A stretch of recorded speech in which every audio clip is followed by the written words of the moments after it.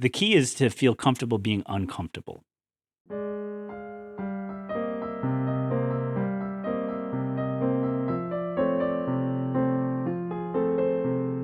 Hey everybody, welcome to this episode of the Jeff Heilman Project. I'm Jessica Heilman. We have Jeff Heilman and a very special guest, Brian, I'm gonna try it. You're gonna try It's Zmijewski. That's pretty close. Is it close? Shmi? Shmi. Yes. Yes. Key. Zmijewski. Okay, I wasn't sure if the J was like a Y. It's more Zmijewski. Americanized, right? Okay. It would be a Zmijewski, but It's nobody can say almost Russian, I would think. Yeah, right? it's Polish. Polish. Okay. Yeah, my grandmother on my dad's side was a Matuzik from Warsaw, so I'm about 25% Polish myself.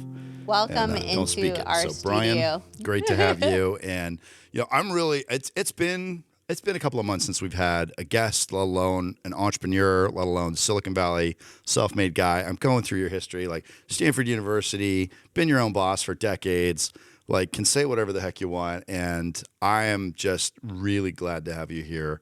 Welcome. That's nice of you. If I went home, I don't think that's what my wife would say. Did you remember to pick up? Yeah. Well, my, we first met Safeway to-go order. and we first met at the Content Magazine, right? That's what it Yeah, is. it was Yes, Content I You Magazine. were remember. featured. I don't remember. We have copies of it Well, still because we bought a bunch of them. it would have been with Zurb, I would Yeah. imagine, with Yeah. Zurb. Do And you remember the feature they I did on do you? remember that now. Okay. Yeah. Yes, Yeah. and the Cookie Boys were there, and we had that mixer. That's right. Now I remember why Yes. they're. He's like, how did I even meet these how people? did I connect, about right? the fact your family makes But I think I cookies. met you in the coffee shop a couple I've times, seen and you a I've couple just times talked. at Pete's. Yeah, so, just when you're okay. working, doing calls and stuff. But so this podcast, for the listeners that have heard us talk about it, this podcast is really about providing an antidote to an all engineering focus that we tend to see in Silicon Valley by bringing the humanities, bringing music, bringing art, craftsmanship, painting, sculpture, people that are in a board, like when we had Rob Angel on, he built a board game that he basically drew the first 100 copies himself. He's bringing some act of craftsmanship, or as the great Seth Godin likes to say, make art in his book, Linchpin, Are You Indispensable? And so you have found a way to do that in your life, bringing technology and art together through product design. And so I'm really interested to hear, like, take us back, man. When did you first start getting interested? Because you majored at Stanford in product design, right? So where did this start?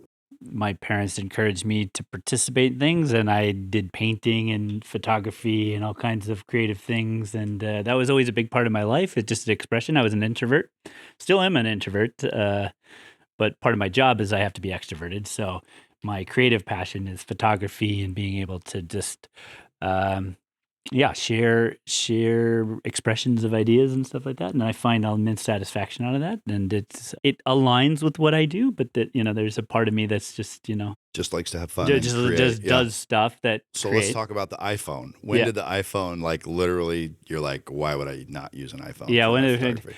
The funny thing is I help companies with early adoption of things, but I'm usually in the middle adoption because I just don't Do you have still the have a BlackBerry? Is that what No, you're saying? No, not. I just don't have the time to invest myself into it. And people would be like, "Well, you have to know the technology." Well, the patterns exist where I can use technology, but I don't have to necessarily invest it in my life full Sure. time. And Right. so, early adoption of any kind of new technology typically is that first part of how it solves a pain point for someone, and then it intertwines into their life and then becomes a regular pattern. And so part of me being a newbie a lot of times is just being able to address those sort of new things. So I think at the iPhone, we had a joke in the office. I said it was going to be a disaster, but I said, quote, the phone was going to be a disaster because I knew the positioning of it was not about a phone. It was a mini computer that was in your pocket.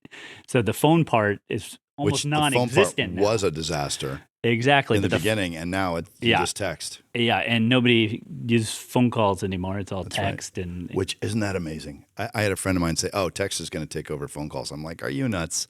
I don't even have. Why would I do just to go LOL?" text is the number one way I close deals. I bet. Wow. it used to be phone, and then email. Now it's text. It's literally over text. Right, because you either form a relationship with someone and someone trusts you. At that point, you know, like, okay, well, we just have to work through the last bits of something. Wow. So, you just do it over That's text. amazing. I've started to do that too myself, almost as a precursor in deals, because it sets a tone of trust early on in the rapport. I mean, any kind of new technology, you also have to look at the kids that are adopting this. So Gen Z has a very different way of doing business. So, you're in That's right. sales and business development. They have a way different way of thinking about this world rather than Gen Z, who has to sort of they have a very structured way of thinking about this. Like Gen Xers, they just are tortured souls, and I'm a Gen Xer, so we have to work extra hard. 74? Were you born 74? Yeah. I'm curious. I was looking through your LinkedIn profile, and I was noticing you're a runner, so you're athletic. You have a family. You're clearly a super ambitious person, because I noticed. So you're at Skyline in 1999. You're in Stanford, and you're creating Zurb all at the same time. Tell me what 1999 and how are you? A lot of people that watch are like curious, like how can they have a hard time doing one thing, let alone you're running multiple projects on this vast scale. And so how do you do it? How'd you do it? Well, a lot of this comes down to intent. Most of what I do has a lot of intent. So the intensity that comes through, sometimes people get confused that I just have intent, right? And so back then I didn't have responsibilities. Like I didn't, Sure. I had an apartment I had to pay for. And so for me, it was very much about trying to just invest myself in the world that was around me. And I was just a learner. So being able to just try things out, as a consultant, it's amazing that I was able to survive. I probably should have waited 5 years before I had any business trying to help people. But the confluence of the web just starting and people not knowing anything about it, I was really not at a disadvantage because they didn't really know what was going on. And I had this other thing where I understood users and I understood product design. And so any of my lack of business experience was quickly disappeared because I could offer something of high value to people trying to figure it out. And so I just kind of stumbled forward and I was willing to go through the pain of that. Like if I had to do it now, it'd be very difficult. But back then the cost was I got fired. Were you raised to say yes? Yeah, this is always a good thing. And I typically don't, with my own kids, I don't advise it. I don't give them answers. I give them possibilities and force them to think about it. It frustrates them because they're like, "What are you saying?" I'm I'm not saying anything. I'm just giving you think for yourself. I'm giving you what it is I see, and they get confused sometimes. Yeah. That's the Gen Z thing where they're still trying to figure that out. But it helps them. Because you don't want them. The key is to feel comfortable being uncomfortable. Mm-hmm. Yeah, and so that's what I was, and I did it to an extreme because, I just took the opportunity and figured it out. And so, I mean, going to school at Stanford, there are differences in where you go to school and what was that like getting in to Stanford? You must have just been. I didn't really think about it. I was lucky. I was a runner and I was recruited by over 140 colleges. So, wow. I could have gone to any of the Ivies, Harvard, wow. My academics were high enough that it enabled me that. Yeah. So it was really about trying to figure out what I wanted to do. And the cool thing about going to a school where there's a lot of smart people, I was always the smart guy that you pointed to. When you go there, you're just a number. You're just a number. Yeah. But you're not even a number. Sometimes I had a world pinball champion on my freshman dorm, a concert cellist that traveled the world, an Olympian. Oh my God. Wow. A coke addict. Yeah. People to extremes that I could have been really good, but these people are at a whole nother level. And so there's a nice thing about that because it depends if you see the stress of that trying to compete with them or you just feel that there's a bar that's much higher and other things to achieve and you can just kind of do your thing. And but so you I found feel like you're included in a group of elite performers. Well, there's just an expectation. You walk around and you hold yourself to a certain level of accountability, and it just sort of you just realize when you're around people like that just you didn't know there were those levels. Yeah. until you see how they are, what they act like, and then you realize, oh, okay, this is just like you show up every day and you do this, and you have Yeah. to expect it of yourself. And so Yep. that's what I learned. And so I didn't ever think I was better than anyone or like I knew more. I still don't. I just feel like if I show up and I try to bring my full self, I'll learn through the process of, whatever I'm trying So to focus I on. want to stay on that topic for a minute as far as bringing your full self to work. Yeah. I have some friends of mine going through different challenges. If you have a lot of friends, you're going to have, especially Yeah. our age, Yeah. right? If you're over 30 and you've got friends, your friends are going through stuff like Yeah, whatever it is, yeah. divorce, finances, health Yeah. issues, parents getting old, whatever that is. I have a couple of friends of mine that are going through some pretty serious relationship issues with long-standing marriages. My advice has pretty much been the same, which is you've got to find your center. You've got to stay on your center, because if the other person's losing their mind, two of you losing your mind isn't going to help. Yeah. You've got to be there for them when they come out of whatever the issues are that they're going through, if they come out of them. Yeah. And if they come out of them and you're not centered, it's not going to end well, right? Right. So when we talk about bringing your full self to work, I think that, and I want to be respectful of wherever you want to draw the line as far as boundaries, but I think people that watch, it's typically 35-year-old men, right, in that demographic, and they are trying to get to that point where they can find that center and return to it on a regular basis to bring their full selves to work. But a lot of them haven't found it yet. Take me through that process of how you got to the point where you're like, oh, this is the thing I need to do. I need to be centered every day and bring my best part to work. And if I do that and keep showing up, I'm going to be able to have the long-term results in the end. Okay, well, my answer may not be what people want to hear. I don't believe in work-life balance. There is no such thing. And trying to achieve it is only a disappointment. Yeah. So I try to think of like, I have to bring myself to, if I'm going to spend the time on it, I got to bring myself. Yeah. And the challenge of that is that there is no off time. It's just new circles of people, and you have to choose what those are. Yep. And sometimes I'm just purely worn out, and I can't be in those circles. And where the conflict comes is when you have shared relationships, you have to share those circles. So whether it's a sports team where you have families, or it's your wife, or your smaller work group, your larger work group, you have to come with different faces. Like, and so this is I don't know if you follow any of Keegan's adult development work. Some, yeah. Right? Where at a certain point, it's a paradox. There is like, you have to go beyond this thing that there is no true you per se. You're divided amongst 25 different relationships, and you're bringing different parts of yourself to each one of those relationships. And you have to calibrate with each of those relationships where your gaps are, or what you're not able to bring. And if you can't bring it to the relationship, then maybe you have to question it.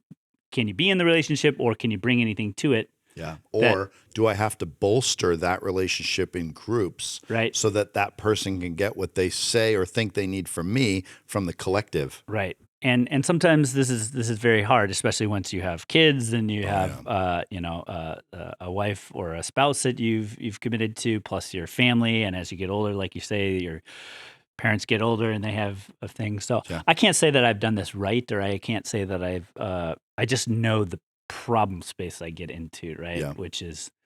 So let's talk about when you say no work-life balance. I want to be very clear.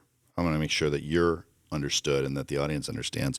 When you're saying there's no work-life balance, you're meaning it's go all the time. You will always have a deficit in some part of your life. You cannot go through life if you're going to be an achiever or work at some high level. So you have to keep track of your deficits. Yeah. How do you do that? Well, I have a triangle. Very good. There's me personally, there's my work, and then there's my family. And so I can only have two of the three at any given time at a high level. I can't have three all at once. Right. Like it just you can't be traveling to go see your kids play sports every weekend and then also think you can perform at a high level at work and then also be hanging out with your buddies and hanging friends and be friends. So it's just not going to happen. And then you might say, well, the season's over. I need this shift towards work has to be high octane and I'm working 12-hour days because this is what's going to be important. Yeah. In our family, we have this, because we have seven, as you know, Yeah. we have 7 kids. And so we started coming across this very situation when a kid would get invited to a birthday party and another kid wouldn't.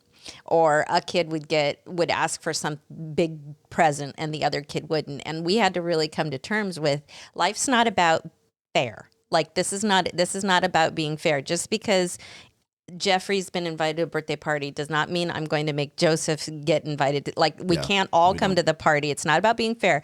It's about what does the team need. And right now what the team needs is for us to support Jeffrey in this opportunity that Jeffrey has, and let's all rally around Jeffrey and encourage Jeffrey Right. for where Jeffrey's going. Yeah. Because it's not about being fair. Like I can't evenly distribute around 9 people every opportunity and every dollar spent. Like some kids are going to get, $1,000 for something, and some kids are going to get $10 for something. But it's about coming together and collaborating on what does the team require, what does the team This need. is a Yeah. difficulty that I think a lot of people have when they think about having gratitude. I'm an optimist, but to be an optimist, you have to be a pessimist. You have to understand what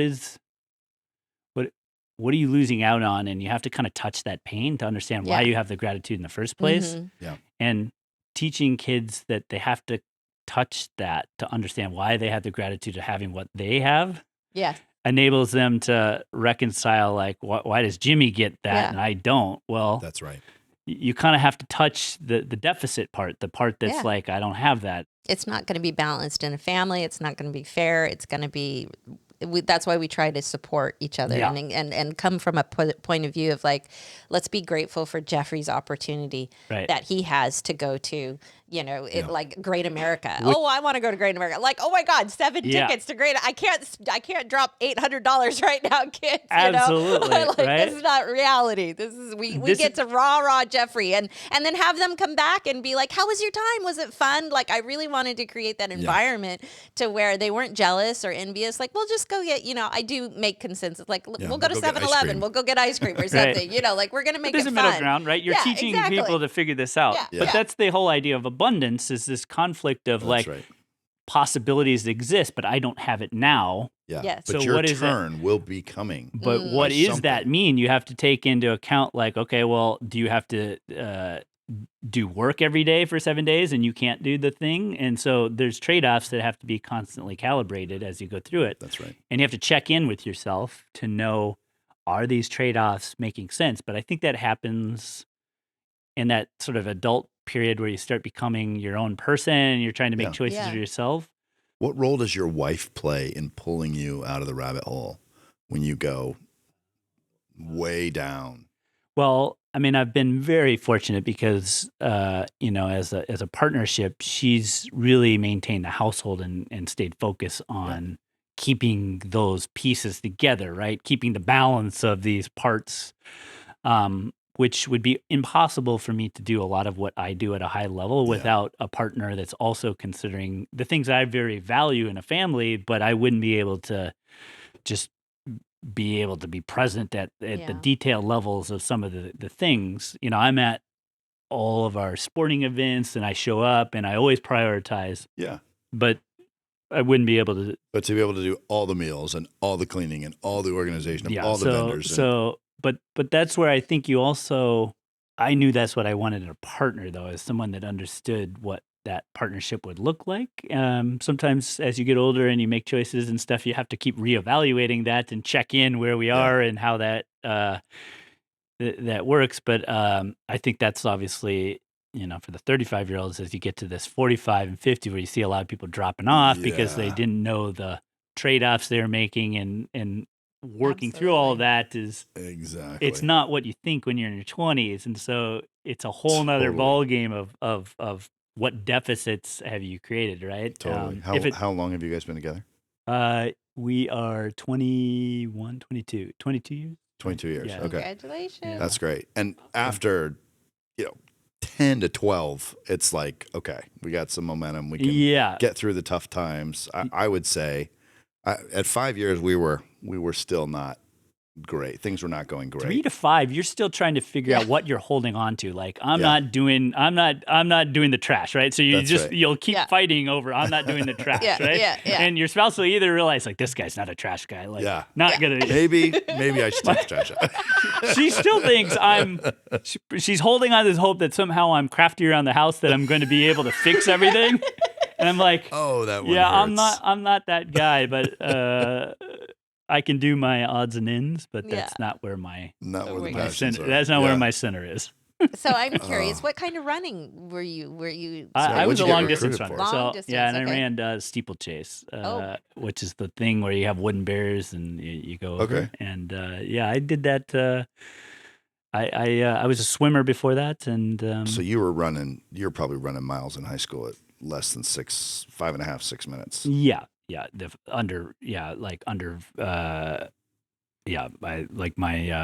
I guess my fastest, I have 14:23 for 3 miles. So that's 14:23. for 3 miles was in high school. I was running that. So Get on the stick, Jeff. You Yeah. slacker. Come on. and quite frankly, I took a whole 20 years off running. And Okay. then all of a sudden I realized, like, I'm fat. Oh God.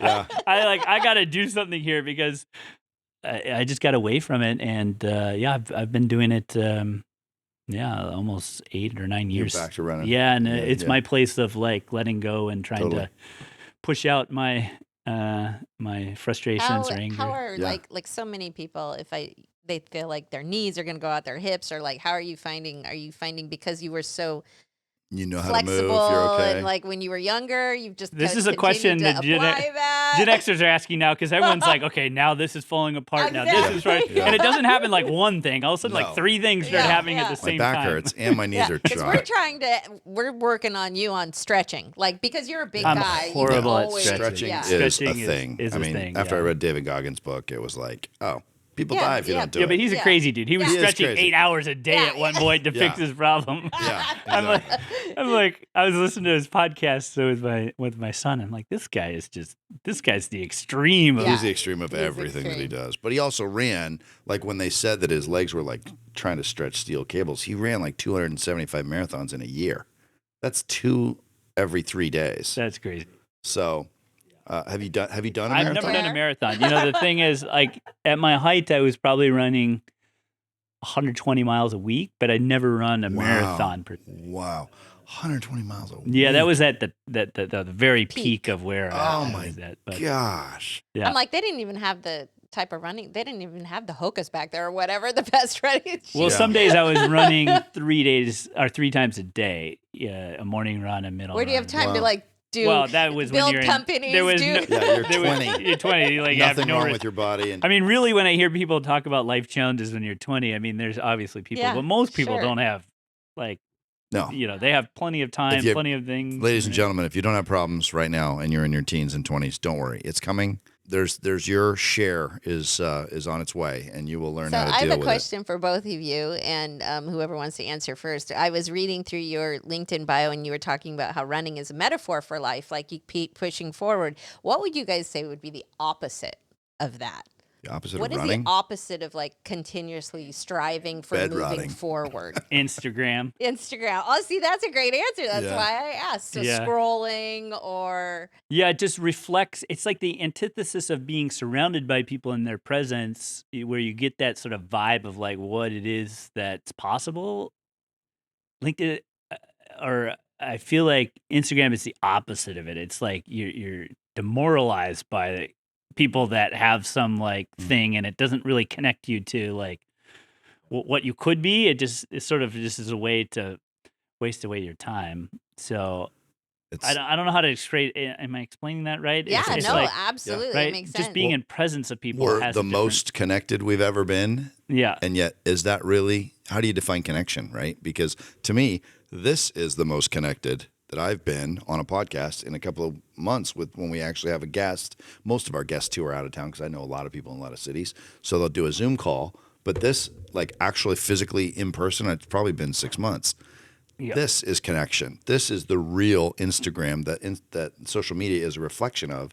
And when we use a whole lot of artificial sweetener, I think there's something lost. But I think that's the thing. It's like it's moderation, and I think it allows you to connect to people. I like my mom will post something, my sister and so these tools and stuff like that can be a connector if there's already a glue to the relationships in which you can amplify something. But it's when you get to the place where you don't know these people and all you see is this picture that's created. As long as you see it as that, and it's like a movie, or if it's like something you tune into, and we watch movies for an hour and a half, you do that, and then you kind of like are either inspired to go do something or not. But I think the continuous part of it is where you just tune back in where you left off, and then it's sort of like this treadmill of ideas. I don't know what age your children are, but are any of them on social media, or are you like a zero tolerance house? Or well, because we're still bad. I mean, our kids they've dabbled, but then even because of just the way that we think and the way that they're just kind of like, this is boring. Like, I'm not. I don't know how to control it, so I've just encouraged other activities. Very good.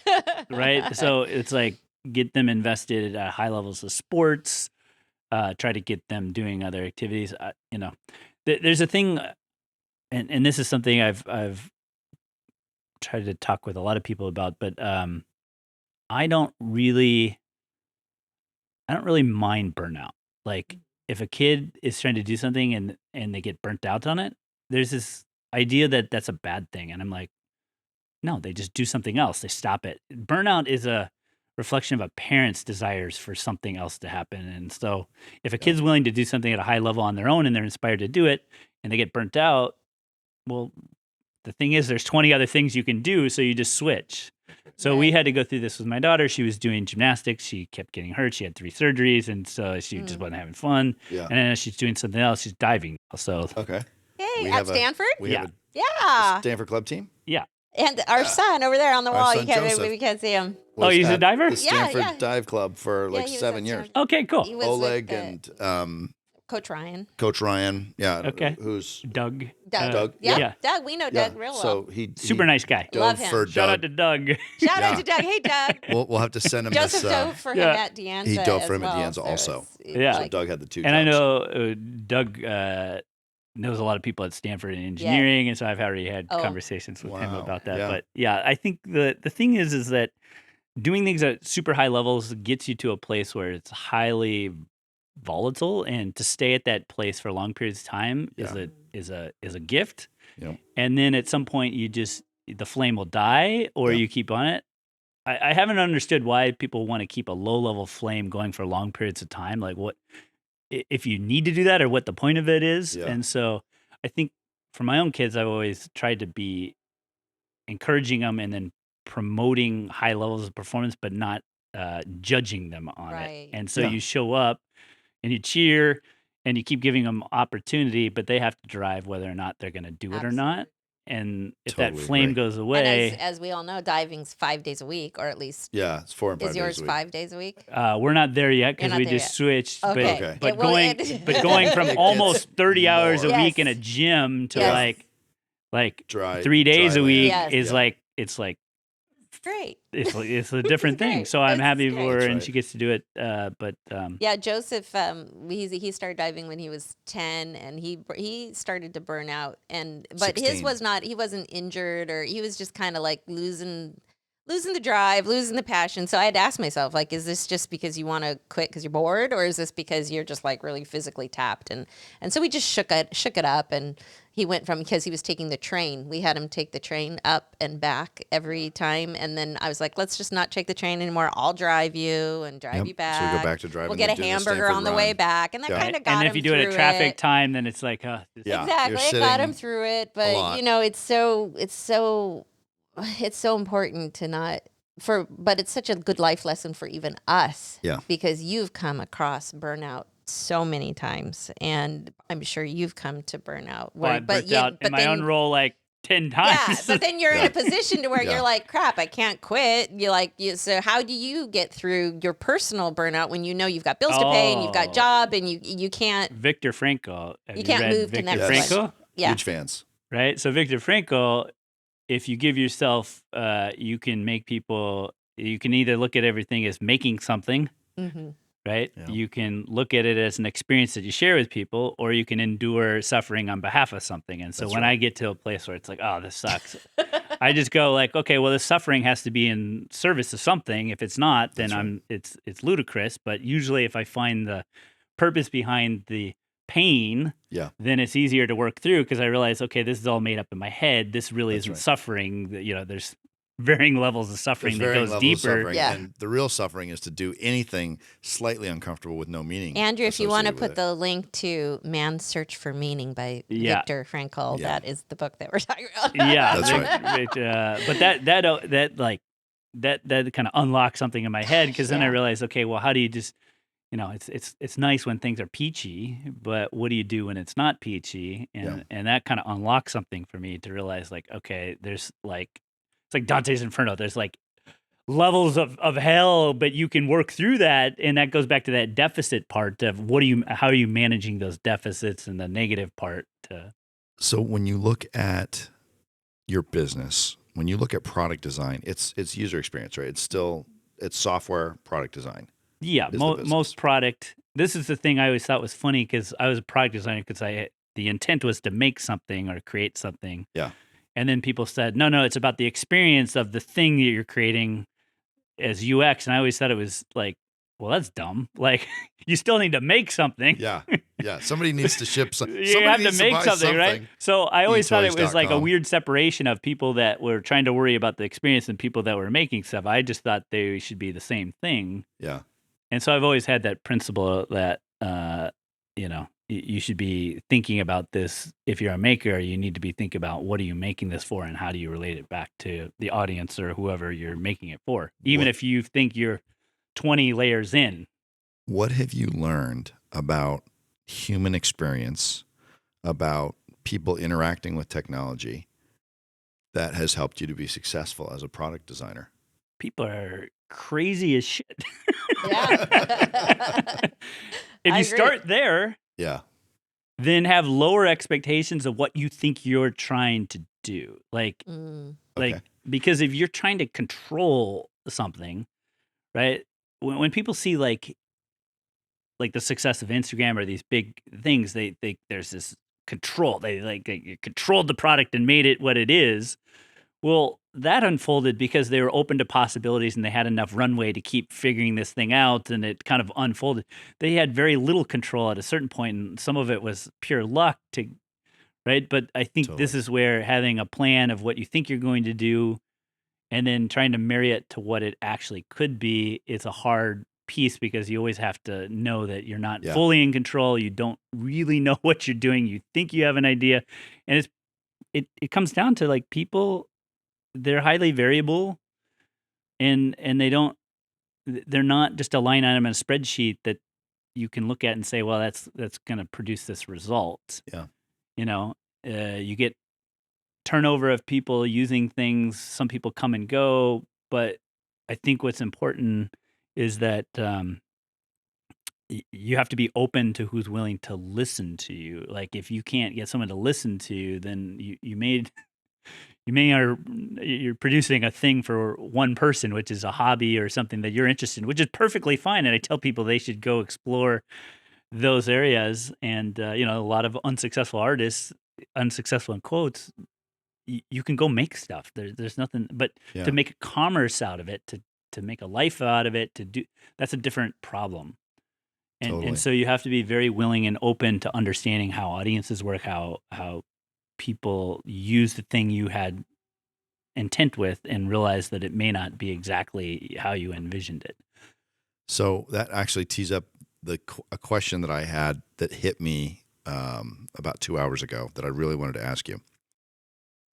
John Mayer talks about he's got three chord songs that sell 10 million records, Right? and then he's got 26 chord songs that he makes just because he gets off on the complexity of it Yeah. that nobody likes. Yeah.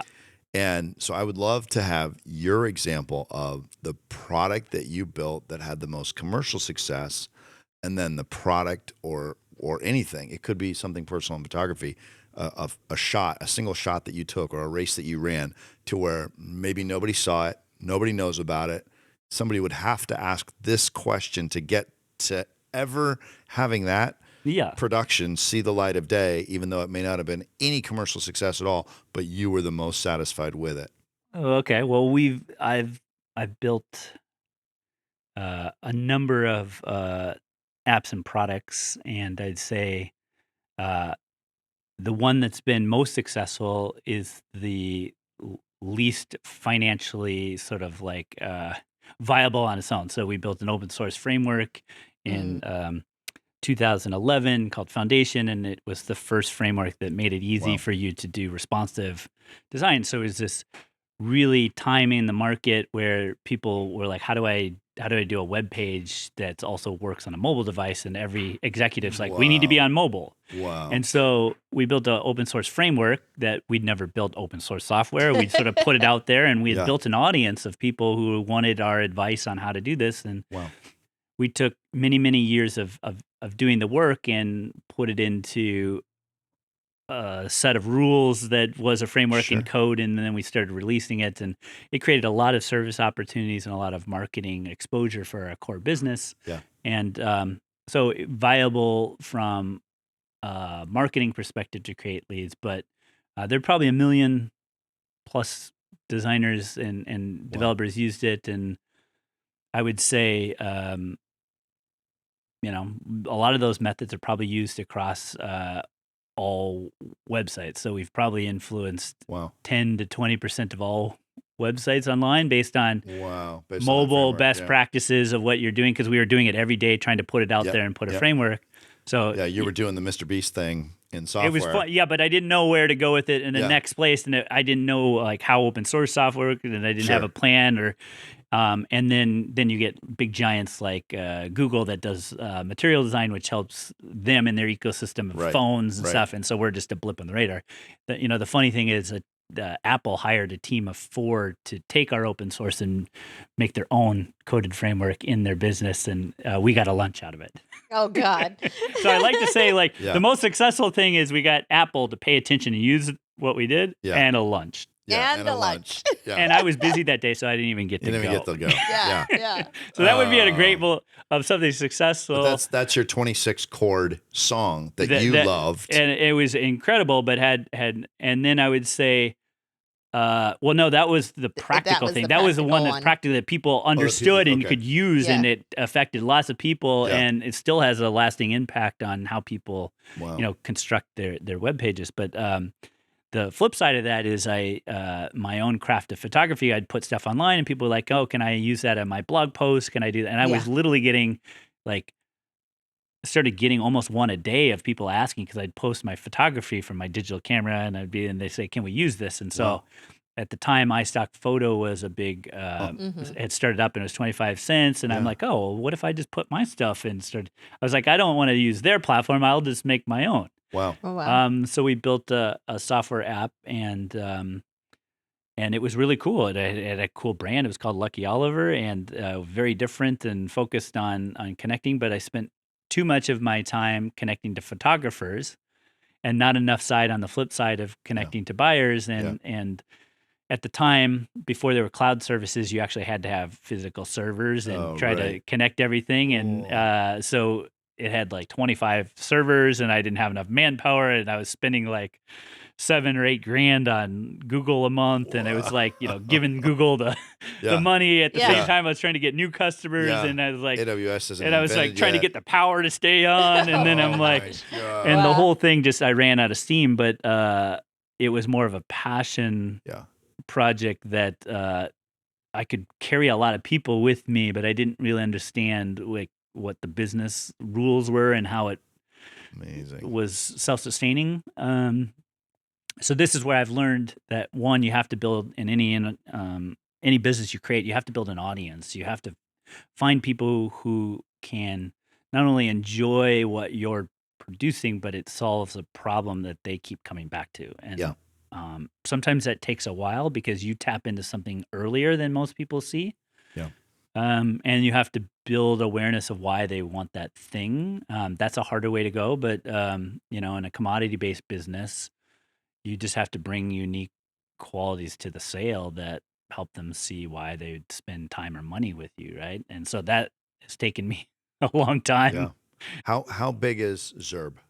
We're small. We're I've had the business up to larger amounts of people, but we're about 10 people, and so Okay. it's And then do you sub anything out sometimes if you get a big project? yeah, I or- work with contractors. Yeah, I think in the way we've kind of you have to have continuity in things that are happening operationally, and then Yeah. you need sparks that create new ways to think, and so you Yeah. kind of inject with people and projects and things. So, yeah, I think it varies just depending on time of year, Yeah. what's going on. But to have a business that's been in business for, when did you incorporate? 98. 98. Okay. So 25 years. Yeah, we're 27. 20 it'll be 27 My years. I math. think. Yeah. 27. I'm like, It's what? late. It's okay. Yeah, 20, I think it's about 25, 27 years to be in business that long and have that be, and You have to be insane. Yeah, you know, right. well, Unemployable. That's that's what we a were talking about Unemployable earlier. is the label. Unemployable. Yeah. I have no other the choice. great Malcolm Gladwell says in his book, Outliers, that one of the main things that he sees, I'm a huge Malcolm Gladwell fan. Yeah. I mean, I don't know if it's useful information. I or saw not, but it's him fun. run I think I saw him Yeah, run he's like a a runner. 5:15 or something mile. I'm Wow. like Yeah. at 50 some years That's old. I'm like, really that guy cool. is like Yeah. cranking. Yeah. And he's a little guy. Yeah, He's- yeah. Yeah, I've he met had big hair. big hair and With the his big like hair, socks and like I think striped socks or The- something. the- I was like, wow, this guy's Yeah. like Stretch band on the I'm top. impressed with this guy. This guy's In he Outliers, says, what do you say? he says that he's talking specifically about the guy that does the cancer, the four treatment cancer cocktail, that he basically tries it on kids that are on death's door, yeah, I don't and it worked. interesting. He was able to get some of the kids that had leukemia were able to respond to 4 separate types that took out the different aspects of the tumors at different stages. And but he said the guy was like up against the parents who didn't want him to do it, the head of the hospital that didn't want to do it, the AMA who's going to try to shut him Sometimes down. you have to right? just try it. But it Yeah. was the aspect of disagreeableness. If psychologically it puts you in a mindset of you're tackling this. So, Yeah. I mean, I had my own little experience here. I haven't really mentioned this to many people, but I lost hearing in one ear just over dinner. Like Wow. over an hour, I just lost. Wow, recently. Yeah, 95% of my hearing. It just disappeared.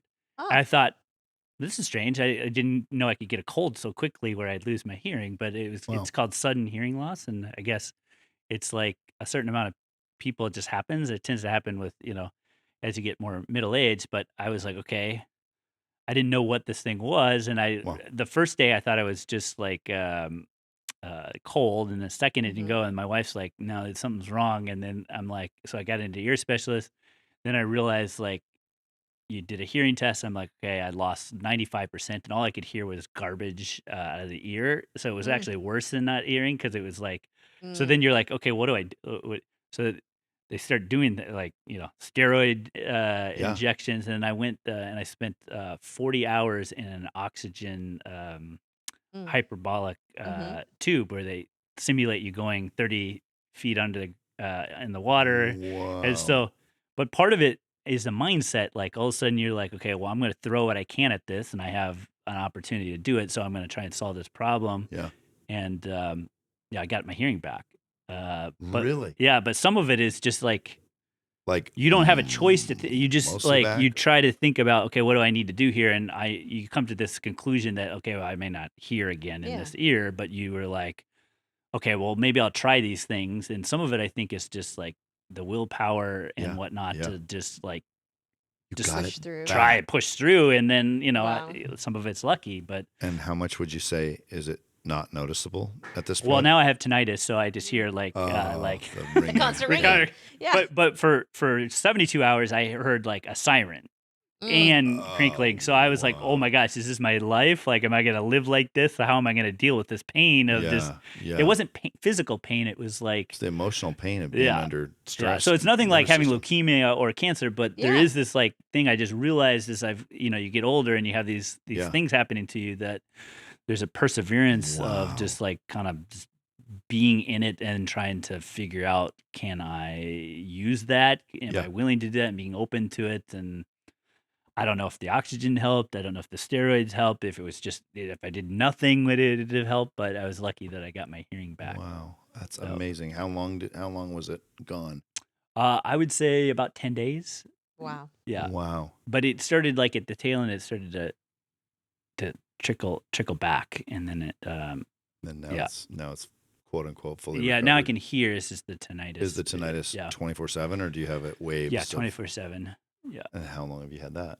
Well, I've had lower levels of tinnitus over the years, but nothing like, consistent. So Wow. I don't know, but I'm hopeful maybe it's just Hey. like, Yeah. yeah.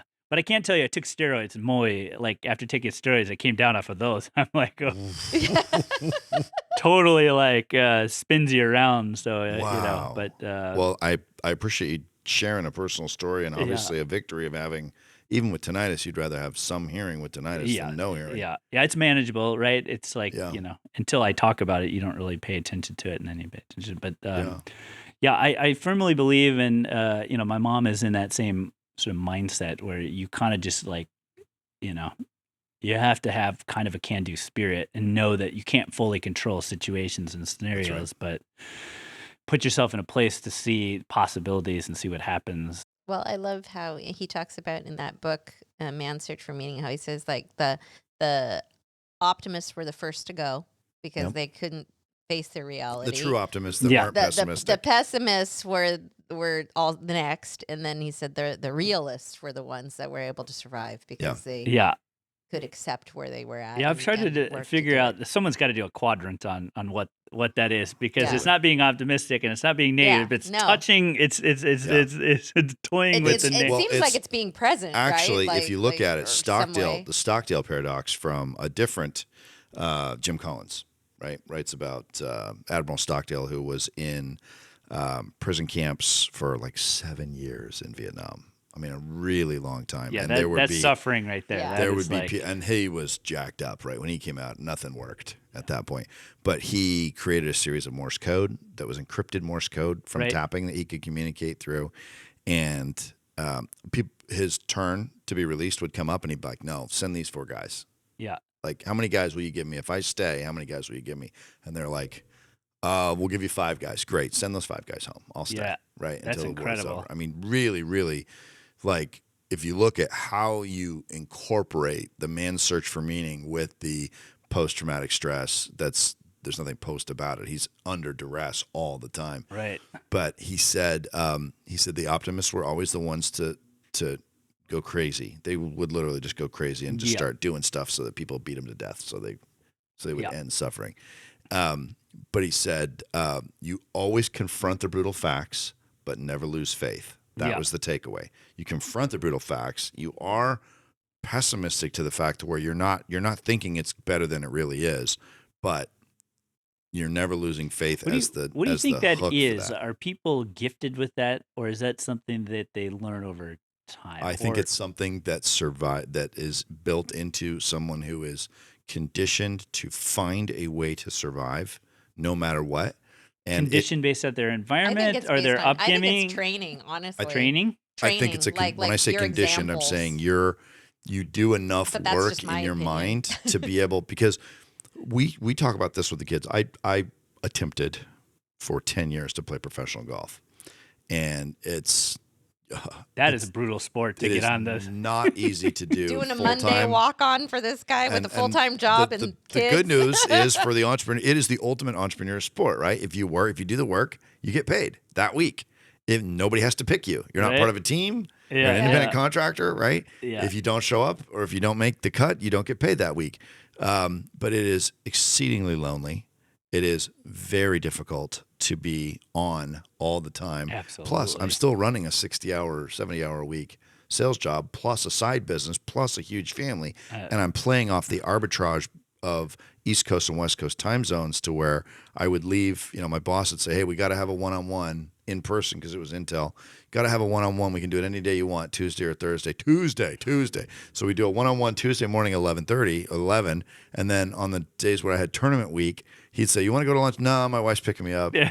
Well, she's picking me up, and my golf clubs and my plane ticket were in the minivan at noon, and I'd be on the 2:00 flight to Miami, and then I do email and finish out my day. That's a and then- brutal sport to try and It's- do that with, because no, it's- every stroke, it's like, You have to be relaxed. yeah, it seems to me Yeah. like you the tension of that, like on every It's stroke is like, incredible. It's as if you have a single misstep or anything in a long run, if you miss one water grab or one, like, you're done. it's so mental, that game. Like, It's really, really hard to do. yeah. But what we've learned from that, what I can tell you is that the yield from 10 years of hitting 1,500 balls a week and traveling and playing tournaments and just, being desperate to get better, Yeah. to where you'll just do I will eat, I'll become bulimic. I would travel, I would change my sleep schedule, change my clubs. But you're really arguing about one or two strokes in a whole, like, You 18, are, yeah, like, yeah. that's what better you're dealing is. with 8, fractions like, of a stroke per shot. right? Yeah, you're trying to get 10 feet closer That's to the the part hole. that is, like, so on your- brutal of that sport. Yeah. And I mean, with a keyboard, you either hit the X key or you don't, right? But with golf, it's more like drawing. It's drawing or painting. It's not like a guitar. It's like a cello. There's Yeah. no frets in golf. There's unique challenges to that. Like with my daughter in gymnastics, I always thought this is a hard sport because Totally. you start with perfect Yeah. and Yeah. everything less than perfect. So Exactly. it's right. such a weird cycle. Like when you're playing like sports or time things, there aren't like perfect times. Like Yeah. you're trying to get faster, so it's Yeah. you against the time. But starting with everyone's idea of perfect and then either falling down from that and realizing Demerits. that, yeah, it's a weird way to is. think. I'm like, wow, this And is that's this is what why golf these- is. You're starting with better than perfect because you have to be under par if you're going to compete. yeah. And if you get a par, it's like kind of good enough. But if basically, but for that 45 minutes to an hour into each tournament that I was trying to qualify into, that I could stay within one shot or two shots of the lead, I was in heaven. It was a euphoric high that is indescribable of knowing that I actually was staying with the field long enough to Right. have that hour. Yeah. And from the yield from that, from 10 years of doing that, is an understanding of what mental toughness actually is. That's what running gave me. The sports is I a bet. great place to do that, right? You That's right. learn that mental toughness. And the mental toughness that I came up with as I studied it, and plus we're reading, what's there else to do with 7 kids? You put them in the back of the Suburban, you go for a drive, and she reads a mental toughness book, right?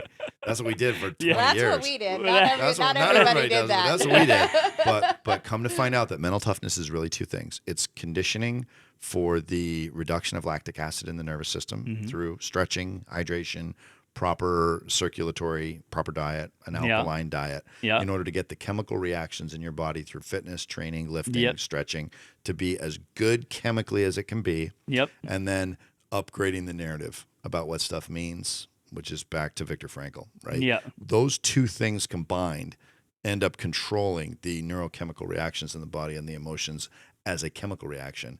And that's what equals mental toughness. I just Yeah. know that every friend of mine growing up that had parents that said that they would never do anything or never amount to anything, that's exactly what they did. Was they never did anything. They never Yeah. amounted Never to did anything anything. unless Yeah. they changed and went through some major That's right. renewal or rebrain training. They had to retrain their. But okay, so talk to me a little bit. Serotonin, like Okay. Jordan Peterson is all about, Yeah.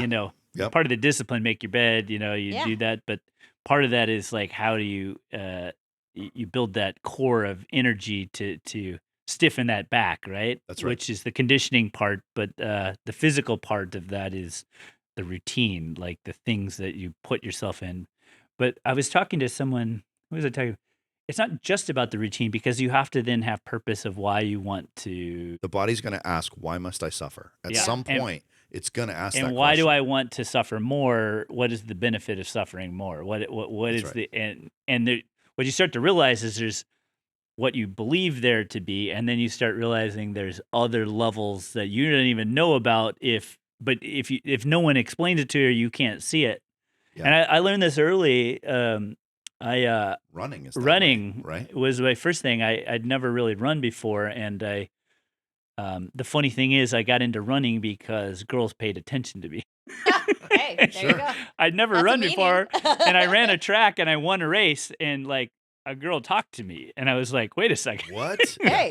like this is running, like this isn't like People have football. been doing this for a isn't while, football or lady. anything." And I'm like, I won something, and like winning, I was like, wow, winning is a thing. Like that's like Wow. people like to talk to other people who win things. That's Yeah. right. And I was like, okay, this is cool. So then I just started running harder. And then I realized it. And then I got my first opportunity.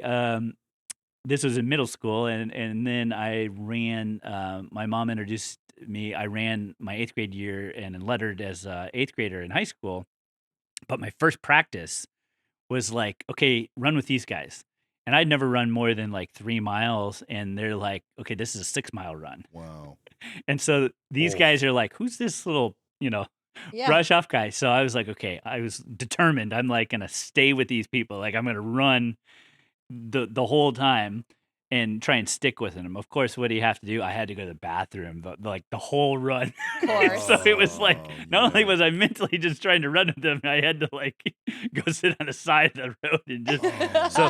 no. But the point being is that there's these levels that you can't get to unless you are surrounded by people who have also the same expectation. And nobody cared about me staying with them, Right. but you have to have that desire to want to stay with them and try and figure out. And then there's a physical part of it where you have to be at some level of fitness or whatnot. But I think those early days where my mom wasn't there, this is me against like me running and trying to be with guys and trying to hang with them, you realize like, okay, you're just trying to level up and be part of a group. And so for people that don't have that like strong desire to like go conquer, I find that if you just surround yourself by people who want more for themselves, you tend to kind of get that idea that you can have that too. Like that's sort of an expectation of yourself, and those endorphins start to come Totally. along with it. That's a lot of the work that I've been doing recently is I have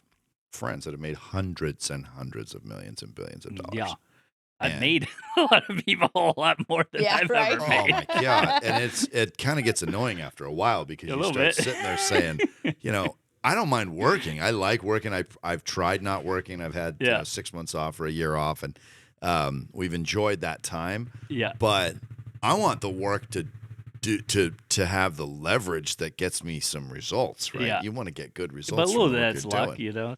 A lot of it's luck, but I've seen guys that have done it again and again too, like CEOs of companies, and they've done 3 exits and they made $150 million.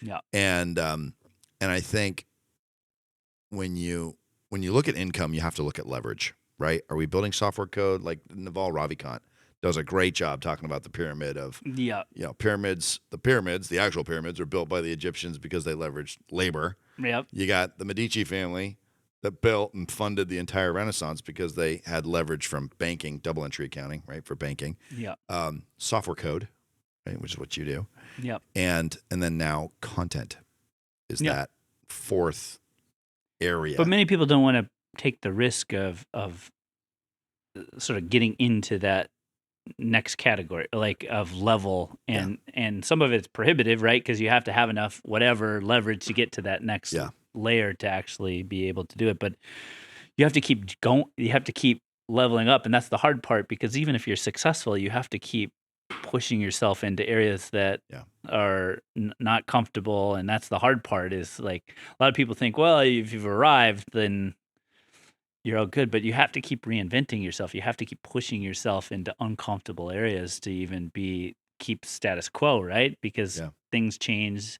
It's interesting to hear you say, because I look at you from the outside. I don't know you super, super well prior to today, but I see you as somebody, successful entrepreneur. You've made plenty of money. You do what you want. You can control a lot of your schedule. And to hear you talking about the drive and the willingness to win and conquer and the running and physical fitness, like I'm like, oh, that's what's under the surface with you. Yeah, right? because it's not about money, Exactly. right? Because as soon as you have to chase the money, then you've lost all the ingredients that get you to the money, Exactly right. right? So, most people don't. Like, I don't really care about money all that much, to tell you the truth. It's not, but I understand it affords me But things that give me How the often opportunity. do you talk about the Roman Empire? Right. Yeah. So you have to know the rules of how it works and how it functions, and you also have to be a participant in it. So I'd be talking out of both sides of my mouth if I said, I didn't pay attention to it and it wasn't important to the growth of whatever I want. Yeah. But at the same time, it doesn't get me excited you know. Yeah, money in and of itself is Musk talks about. It's basically it's production of goods and services. That's the actual economy, is the production of goods and Yeah. services, and Yeah. that you can trade it for money, but money by itself only has really the value of paying for labor or extending an obligation out Yeah. in time. And once you get enough stuff, you realize, like, okay, well, does this make me happier? I mean, a lot of people would say yes, there's a certain threshold that money actually makes you happier, and I can agree with that. And it's always hard to listen to people that have money tell you that it doesn't matter as much as isn't that the best? it Right? doesn't look. It doesn't. After the first, it doesn't look the $3 best. billion, the rest of it just didn't. But I guess that's the thing. If you go and you look at every day and you're a bean counter and all you care about is the money, you're gonna lose sight of the fact that there's something more in what you're trying to do. And if you can't tap into that, then I see a lot of people suffer through like stuff they don't like to do and keep doing it. Mm-hmm. Because the money, right? They're used to making money in a certain way. And at any point in your career, I've found you're always going to be at that place where you have to do that, and you're going to have responsibilities, and you have to grind through stuff, right? That's just part of the thing. But if you stay in that place and you're there perpetually, then you start to get hardened and cold. And how do you get through when you're grinding and you're like, I'm doing a lot of stuff I'm not good at, a lot of stuff I don't like? Well, you ask for forgiveness for the people around you because you're usually Sorry, going to be hon. an asshole. That's right. Yeah, exactly. You try to explain it, but you can't. You have to be in control of it, and that's really hard because you have to push other people through unknowns, right? You have to be the one that's going to push people through. And I think part of it is one of my philosophies is, I don't know if you like in iteration and doing things where you're trying to get to a new place, you kind of have to experiment. And so a lot of people would say, okay, you got to think about what you're going to do and then you do it. And some people are like, okay, well, think and do. But when you get into hard places, I think you have to be something. So you have to pretend you're something and then think and do. Do it without thinking, right? And then be the person and just be whatever you think you're going to try and be. Yeah.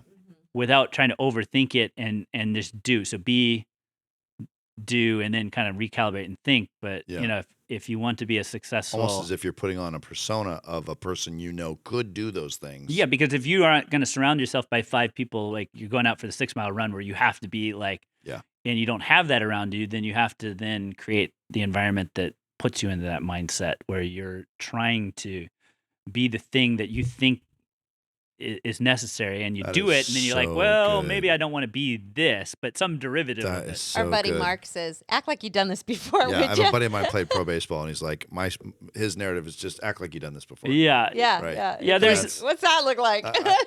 there's easier a fake, said than done. There's Mark, a fake but... it till you make it type of mentality, but I don't take mine's more complex by saying be, think, and do. Yeah, for sure. But when I ask people where they're struggling, this is reflecting back to me, they don't have an idea who they want to be. They've lost hope of something, and they're just kind of reacting to the environment, and they're not trying to be something. Versus imposing their identity as exactly. As an it's like, who are you trying to be in this? Like, in the struggle, who do you want, like, what are you trying to be? I totally agree. agree. And it's just reactionary. And then it's like, when you're reactionary, then you start falling into like, well, it's me, and like, I can't seem to get anything to work. And so, finding role models, talking to people, getting into new scenarios, getting yourself out of those mindsets, I've found just...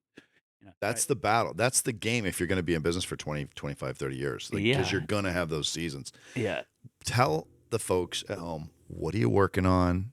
What are you building? Anything that you can do that's not under NDA. I feel like this is a great time for us to be closing on leveling, because you've totally leveled us up, Brian. Thank you so much. Yeah, this has probably iron been one of the best shows we've ever done.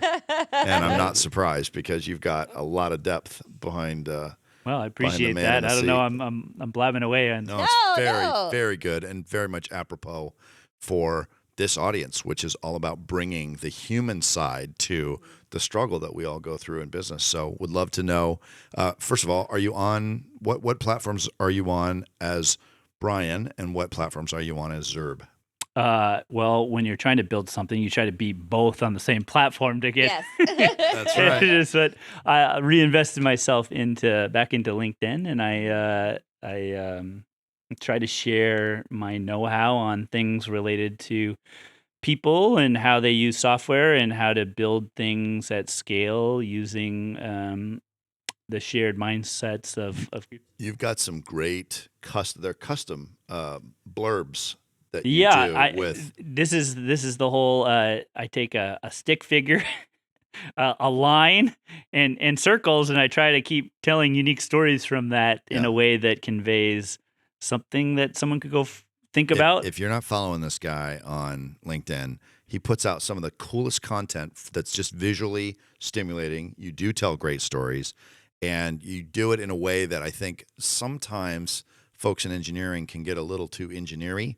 And your stuff is all palatable for audiences. It's a work of in all progress. ages. I would say, It's really good. I think I try to put stuff out there, but I think the storytelling part is you learn by just publishing. And I don't know, I've probably put 200 plus posts out over the last 9 months. And What's that done for engagement?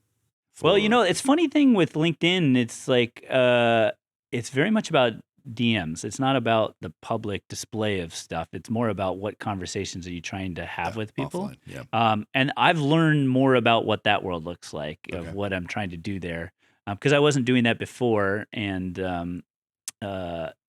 going back to the text of creating deals and opportunities, DMs is an extension of text, is going back and forth. So I would say, anyone that is excited about learning, don't hesitate to reach out to people. Like, just try and have a conversation. So that's what I've learned, is when I put some of myself out there, it creates a conversation, and some people are willing to have it. And oftentimes I still have to be the start a conversation with someone, and then they're more willing to open up. But that's what I've learned. And people that want to learn something about human interaction and how it affects software, then I love it. Well, Thanks thank you for coming and being on very our much show. for coming, Brian. Thank you, Andrew, for producing today. Yeah, we're grateful to do another. What episode number is this, Andrew? 81. 81. Woo! 81. That Almost was there. that was my number. In high There you school. go. That's an Was that your achiever number? right there. Actually That's right. knows the number, He does, he absolutely- or he just finished something and put it in the queue, and it said 81, and he 81. remembered which He number knows it was. for sure what it is. This has been really fun. Thanks for coming down. You. And we'll see you on the next episode of the Bye, Jeff Heilman guys. Project. Thanks for tuning in. See ya. See ya.